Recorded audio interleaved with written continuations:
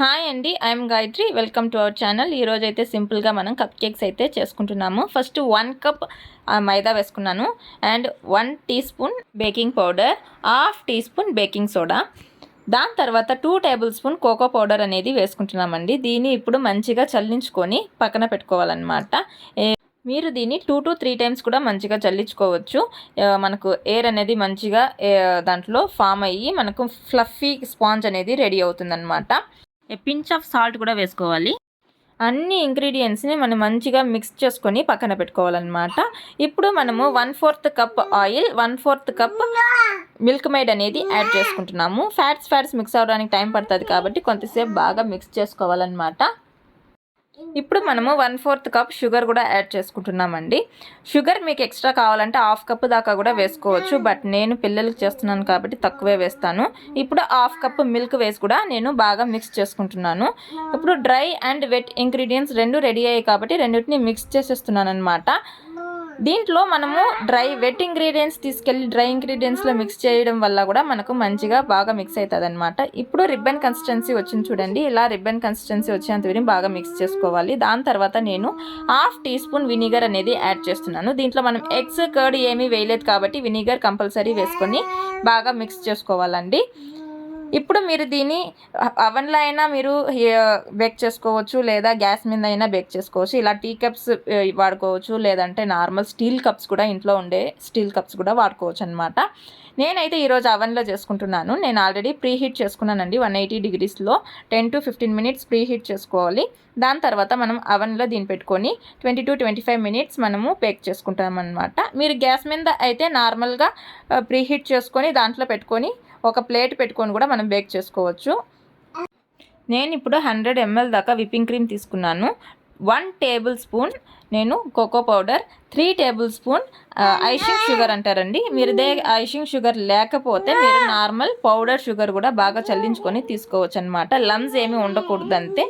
And 2 teaspoon coffee powder use చేస్తున్నాను. ఇది mocha cream కాబట్టి కాఫీ పౌడర్ కంపల్సరీ యూస్ చేయాలండి.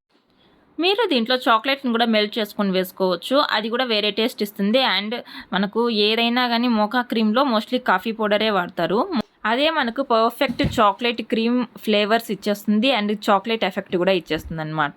ఈ విప్పింగ్ క్రీమ్ ఇప్పుడు లైట్గా విప్ చేసుకుంటున్నాను. నేను విప్ చేసుకున్న తర్వాత నేను దాంట్లో half of the quantity of మనము కోకో పౌడర్ మిక్స్ చేసుకున్నాం కదా, దాని అయితే మిక్స్ చేసుకోవాలి. ఎప్పుడు కానీ విప్పింగ్ క్రీమ్ మధ్యలో ఇలా సైడ్స్ మొత్తం కలుపుకొని ఈక్వల్గా మనము విప్ చేసుకోవాలన్నమాట. ఇప్పుడు నేను half of the quantity of cocoa powder mix చేసుకొని నేను మళ్ళీ విప్ చేసుకుంటున్నాను.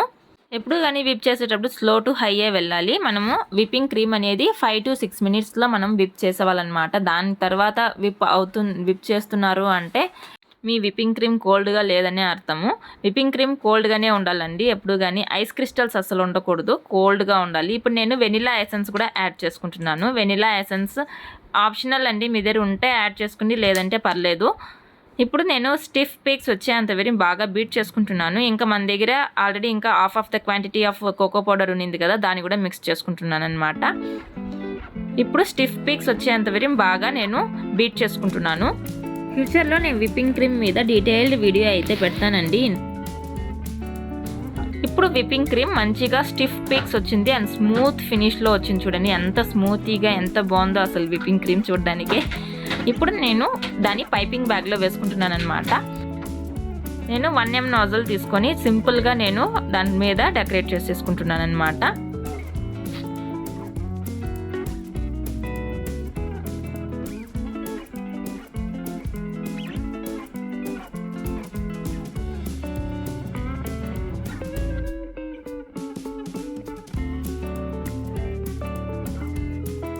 ఇప్పుడు నేను వైట్ చాక్లెట్తో జస్ట్ సింపుల్గా గార్నిష్ అనేది చేసుకుంటున్నానండి. అలానే నా దగ్గర స్ప్రింకిల్స్ కూడా ఉన్నాయి, అవి కూడా లైట్గా మీద వేసుకుంటున్నాను. చూడడానికి బాగుంటుందని, తినేటప్పుడు అది కూడా లైట్గా తగులుతూ ఉంటే బాగుంటుందనేసి అది కూడా కొన్ని పైన స్ప్రింకిల్స్ కూడా కొన్ని యాడ్ చేసుకుంటున్నాను అనమాట. ఫైనలీ మన కప్ కేక్స్ అయితే రెడీ అయిపోయిందండి. ఇంతే, చాలా సింపుల్గా మనం ఇంట్లోనే రెడీ చేసుకోవచ్చు అనమాట. మీకు కనుక ఈ వీడియో నచ్చినట్లయితే please do like, share and subscribe. Thank you for watching.